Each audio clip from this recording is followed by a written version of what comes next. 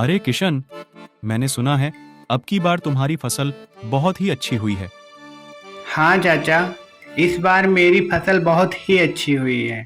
फसल बेचने पर मुझे बहुत अच्छा मुनाफा भी होगा। बेटा, इस बार तुम्हारी कितनी बोरी अनाज हुई है? चाचा, 10 एकड़ जमीन पर पूरे 300 बोरी अनाज हुआ है। अच्छा ठीक है चाचा, मैं अब चलता हूँ। आज मुझे अनाज को बाजार में बेचने के लिए जाना भी है। ऐसा कहकर किशन वहां से चला जाता है। तभी थोड़ी देर बाद मुकेश वहां से अपने खेतों की तरफ जा रहा था। अरे मुकेश, कहाँ जा रहे हो बेटा? चाचा, खेत में अनाज की बोरियां आज सुबह ही मैंने जल्दी भर दी थी, उन्हीं को लेने जा रहा हूँ। मुकेश बेटा, तुम्हारे पास भी 10 एकड़ खेत है ना? तो तुम्हारे खेत में इस बार कितनी अनाज की बोरियां हुई है? हाँ चाचा, मेरे पास 10 एकड़ खेत है और मेरे खेत पर इस बार 1 एकड़ में 20 बोरियां हुई हैं, तो 10 एकड़ में 200 बोरियां हुई हैं। क्यों मुकेश बेटा, तुम्हारे खेत में 200 बोरी ही अनाज क्यों हुई है? तुम्हें पता है, तुम्हारा दोस्त किशन, उसके पास भी 10 एकड़ जमीन है। उसके खेत पर 300 बोरियां का अनाज हुआ है। अच्छा, तुम दोनों का जहां खेत है वहां की जमीन भी तो एक जैसी ही है ना? क्या कह रहे हो चाचा? मेरे दोस्त किशन के खेत में इस बार 300 बोरियों की फसल हुई है, लेकिन उसने तो मुझे बताया नहीं। ठीक है चाचा, मैं चलता हूं।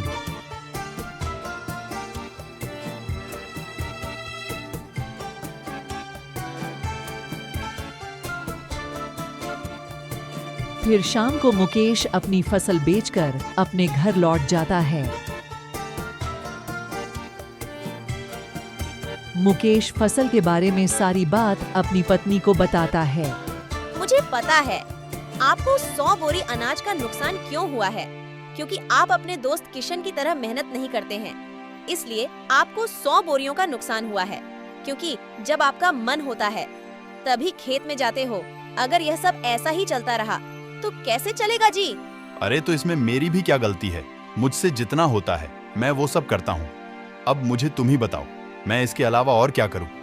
आप अपनी जमीन को बेच दो और किशन के पास वाले जमीन अगर 10 एकड़ है तो आप भी पूरी 10 एकड़ जमीन को खरीद लो और किशन से कहो कि अब हम दोनों पूरी 20 एकड़ जमीन पर साथ मिलकर काम करेंगे। जो भी मुनाफा होगा दोनों बराबर बराबर बांट लेंगे। हाँ, तुम बात तो एकदम सही कह रही हो। मैं कल किशन के पास जाकर इस बारे में बात करता हूँ। जहाँ तक मुझे पता है, किशन मेरी इस बात को नहीं टालेगा। फिर अगले दिन सुबह होने पर मुकेश अपने दोस्त किशन के यहाँ चला जाता है। और किशन, कैसे हो भाई? मुकेश भाई, मैं तो अच्छा हूँ। तुम बताओ, इतनी सुबह सुबह कैसे आना हुआ? किशन, हम दोनों बचपन के अच्छे मित्र हैं। मैं सोच रहा था कि मैं अपनी जमीन को बेच दूं और तुम्हारी जमीन के पास वाली जमीन खरीद लूं। वो भी तुम्हारी जमीन के बराबर पूरी 10 एकड़ है। मुकेश भाई, ये तो बहुत अच्छी बात है। खरीद लो, ये तो बहुत ही अच्छी बात है। मुझे तो एक अच्छा पड़ोसी भी मिल जाएगा। लेकिन किशन, अगर तुम्हें ऐतराज ना हो तो हम दोनों मिलकर तुम्हारी और मेरी जमीन पर साथ में खेती करेंगे, क्योंकि दोनों अलग अलग मेहनत करने से अच्छा है दोनों एक जगह एक साथ मेहनत करें। इससे हम दोनों का अच्छा मुनाफा भी होगा। हाँ हाँ मुकेश भाई, मुझे इस बात से कोई भी एतराज नहीं है। चलो हम लालू सेठ के यहाँ चलकर ज़मीन को खरीदने व बेचने की बात करते हैं, क्योंकि मेरे खेत के पास की ज़मीन लालू सेठ की है। फिर वह दोनों सेठ के यहाँ चल देते हैं। सेठ जी, किशन के पास वाली जमीन जो आपकी है, मुझे उस जमीन को खरीदना है। हाँ तो खरीद लो, मैंने मना थोड़ी ना किया है। जमीन खरीदने के लिए पैसे लाए हो ना?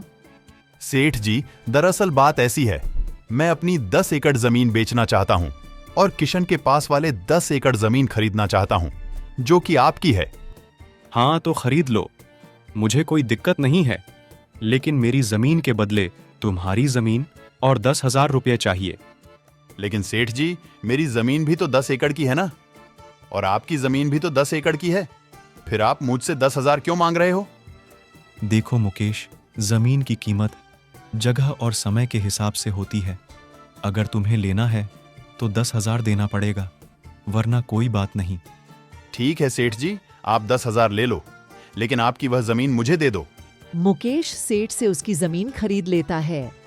सुनो भाई मुकेश, तुम्हें कल से खेत में हल चलाना होगा, इसलिए कल सुबह तुम तैयार रहना खेत में जाने के लिए। अरे यार, हल चलाने में तो बहुत मेहनत लगता है। बैल के साथ साथ पूरे खेत में चक्कर लगाना पड़ता है। मुझे इस काम से बचने के लिए कोई ना कोई बहाना तो बनाना ही पड़ेगा। किशन, सुनो भाई, आज मेरी पत्नी के माताजी का देहांत हो गया है, तो मुझे 16 दिनों के लिए उनके वहां जाकर रहना पड़ेगा। अगर मैं वहां नहीं गया तो अच्छा नहीं लगेगा। हाँ मुकेश, बात तो सही है, वह तुम्हारी माता के समान है, तो तुम्हें वहाँ चले जाना चाहिए। तुम्हारे हिस्से का काम भी मैं ही कर लूँगा, तुम बेफिक्र होके जाओ। मुझे तो ऐसा लग रहा था कि तुम इस बात के लिए बिल्कुल नहीं मानोगे। तुम सच में मेरे बहुत अच्छे दोस्त हो। मैं 16 दिन बाद वापस आकर तुम्हारे साथ खेत में बहुत मेहनत करूंगा। थोड़ी देर बाद मुकेश अपनी पत्नी के साथ उसके ससुराल चला जाता है। इस बात से किशन बहुत परेशान हो जाता है। सुनो जी, आप इतने परेशान क्यों हो? क्या बात हो गई? कुछ नहीं, वो मुकेश अपनी पत्नी के साथ उसके मायके गया है और खेत में बहुत सारा काम पड़ा है। आप परेशान मत होइए, वह जब तक नहीं आते मैं आपके साथ खेत में काम करवा लूंगी। फिर अगले दिन से किशन अपनी पत्नी काजल के साथ मिलकर खेतों में काम शुरू कर देता है। किशन मुकेश के यहाँ जाता है। सुनो भाई मुकेश, बारिश के दिन शुरू हो गए हैं और थोड़ी थोड़ी बारिश भी आने लगी है, इसलिए मैं सोच रहा था हम दोनों मिलकर बारिश के पानी जाने के लिए रास्ता बनाएं। अगर हम पानी के जाने के लिए रास्ता बना देंगे तो हमारे खेत में पानी जमा नहीं होगा। लेकिन किशन भाई, मुझे आज बहुत जरूरी काम है। क्या हुआ मुकेश, इस समय तुम्हें ऐसा कौन सा जरूरी काम याद आ गया? अरे हाँ, मैं तुम्हें बताना तो भूल ही गया था। मुझे तुम्हारी भाभी को लेकर शहर में डॉक्टर के यहाँ जाना है, क्योंकि कुछ दिनों से तुम्हारी भाभी की तबीयत बहुत खराब चल रही है। ठीक है मुकेश, तुम चले जाना, मैं यहाँ का सारा कामकाज देख लूँगा। अरे वाह, मेरी बात यह तो इतनी जल्दी मान गया। मेरे हिस्से का काम भी करने के लिए तैयार हो गया। दोनों मिलकर खेती बाड़ी करेंगे। मेरी यह तरकीब बिल्कुल सही है, नहीं तो मुझे अकेले ही खेत में इतना सारा काम करना पड़ता। क्या सोच रहे हो मुकेश भाई? तुम चिंता मत करो, मैं यहाँ का सारा कामकाज देख लूँगा। तुम निश्चिंत होकर भाभी को लेकर डॉक्टर को दिखा लाओ। तुम्हारे ऊपर सारा काम छोड़कर शहर जाना मुझे बिल्कुल भी ठीक नहीं लग रहा, मगर क्या करूं, जाना तो पड़ेगा ही। फिर मुकेश अपनी पत्नी को लेकर शहर चला जाता है और दूसरी तरफ किशन बारिश में भीगता हुआ अपने खेतों के पानी को निकालने के लिए रास्ता बनाने लगता है। रात होने पर किशन अपने घर चला आता है। सुनिए जी, मुझे लगता है जब अपने खेत में कोई काम नहीं होता तो आपका दोस्त मुकेश घर पर ही रहता है, और जैसे ही आपके खेत में कोई काम होता है वह कोई ना कोई बहाना बना देता है। मेरा शक बिल्कुल सही है, वह जानबूझकर बहाने बनाता है और शहर चला जाता है। ये तुम क्या बोल रही हो? तुम ऐसा बोलकर मेरे और मेरे दोस्त के बीच झगड़ा लगवाना चाहती हो? मुकेश मेरे बचपन का दोस्त है, वह मुझे कभी भी धोखा नहीं दे सकता। आपको मेरी बातों पर बिल्कुल भी विश्वास नहीं है। देख लेना, कुछ दिन बाद आपको सच का पता चल ही जाएगा। धीरे धीरे ऐसे ही कुछ दिन बीतने के बाद फसल तैयार हो जाता है। मुकेश भाई चलो, आज हमें फसल की कटाई करनी है, क्योंकि आज शाम को ही मुझे अपनी बुआ की लड़की की शादी में जाना है, और आज फसल को नहीं काटा तो कल से फसल खराब होना शुरू हो जाएगा।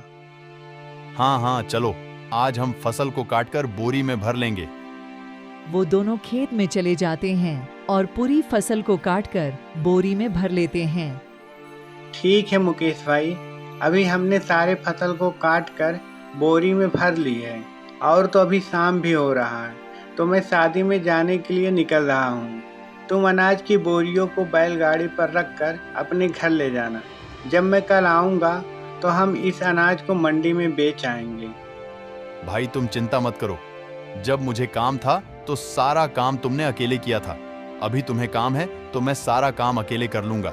तुम इस बात की चिंता बिल्कुल भी मत करो। मैं इन बोरियों को घर ले जाऊंगा।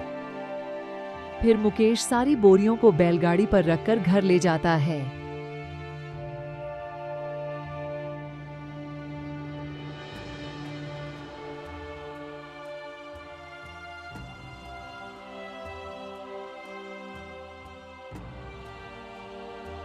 सारे अनाज को यहाँ क्यों लेकर आए हो? मंडी में बेच के क्यों नहीं लाए? वो क्या है, किशन अपनी बुआ की लड़की की शादी में गया है, तो जब वो लौट कर आएगा तब ये सारे अनाज मंडी में बेच आएंगे। चलो, ये तो अच्छा है कि सारी बोरियां आप यहाँ लेकर आए हो। मेरे पास एक तरकीब है। बताओ बताओ क्या तरकीब है, और यहाँ फसल को लाना क्यों सही है? देखिए, आपका दोस्त कल सुबह तक नहीं आने वाला है और इतने में हम इन सारी बोरियों को घर के पीछे वाली कमरे में छिपा देते हैं, तो सारे फसल का पैसा केवल अपना होगा। हाँ, ये तो तुम एकदम सही कह रही हो, लेकिन हम किशन को क्या बोलेंगे कि सारी फसल कहाँ गई? इस बात की चिंता तुम मत करो। सुबह जब तुम्हारा दोस्त बोरियां लेने के लिए आएगा तो बोल देना कि सारी बोरियां घर के बाहर ही रखी थीं और पता नहीं कौन ले गया। बस इतना ही बोल देना। इससे आपका दोस्त क्या ही कर पाएगा, वह कुछ नहीं बोलेगा। अरे वाह, तुम कितनी अक्लमंद हो। तुम्हारा कितना दिमाग चलता है। मैं तो केवल खेत में काम करने से ही बच रहा था, और तुमने तो सारी फसल को ही अपना बना लिया। आप इस काम में बिल्कुल भी देरी मत कीजिए। आप सारी बोरियों को बैलगाड़ी से उतारकर घर के बाहर ही रख दीजिए, ताकि गांव वाले भी देख सके कि बोरियां अपने घर के बाहर रखी है। फिर रात होने पर हम दोनों मिलकर बोरियों को छुपा देंगे। फिर रात होने पर दोनों पति पत्नी मिलकर सारी बोरियों को घर के पीछे वाले कमरे में छिपा देते हैं। अगले दिन किशन मुकेश के यहाँ आता है।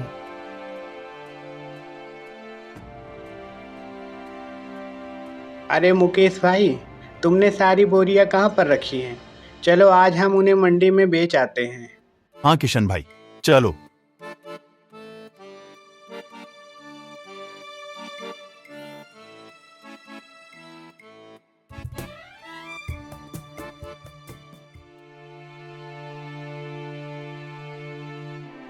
अरे बाप रे, मैंने अनाज की सारी बोरियां तो यही रखी थी। सारी बोरियां कहाँ गई? मुकेश भाई, यह तुम क्या बोल रहे हो? कहाँ पर हैं सारी बोरियां? मुझे नहीं पता। मैंने सारी बोरियां शाम को यहाँ लाकर रखा था और सोचा यहीं से सारी बोरियां उठाकर हम मंडी में बेचने चलेंगे। लेकिन अब क्या करें, अपनी सारी बोरियां तो चोरी हो गई। भाई, तुमने ये क्या किया? पूरे 6 महीने की मेहनत को तुमने चोरों के हाथों में सौंप दिया। मुझे तुमसे यह उम्मीद नहीं था। अरे किशन भाई, ये तुम क्या बोल रहे हो? तुम तो ऐसे बोल रहे हो जैसे उस फसल में तुम्हारा अकेला का ही हिस्सा था और मैंने चोरों को जानबूझकर हाथ में दे दिया हो। हाँ, यह बात भी बिल्कुल सही है। चोर हम दोनों का हिस्सा लेकर गया है। हम दोनों को ही बहुत बड़ा नुकसान हुआ है। चलो ठीक है, अब मैं अपने घर चलता हूँ। ऐसा कहकर किशन अपने घर चला जाता है।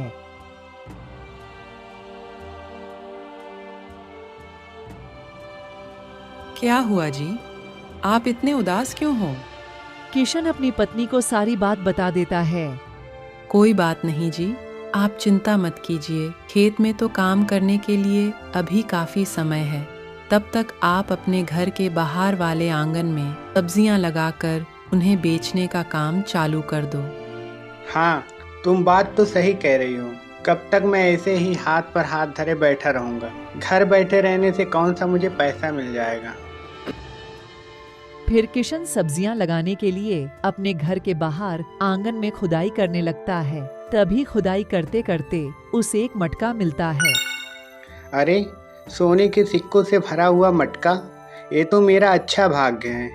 अगर मेरी फसल चोरी नहीं होती तो मैं कभी भी यहाँ पर सब्जियाँ नहीं उगाता और ना ही ज़मीन पर खुदाई करता। अगर मैंने इनमें से एक भी सोने का सिक्का बेच दिया तो मुझे मेरी फसल के बराबर पैसा मिल जाएगा। किशन अंदर जाकर सारी बात अपनी पत्नी को बताता है। ये सब भगवान की कृपा है, क्योंकि आप मेहनती इंसान हो। मेहनत का फल हमेशा मिलता ही है। सुनो जी, आज रात को हम इस फसल को मेरे भाई के यहाँ ले जाएंगे और रात में वहीं रुक जाएंगे और कल सुबह इस फसल को शहर में ही बेच देंगे। हाँ हाँ, तुम बिल्कुल सही कह रही हो। हम ऐसा ही करेंगे।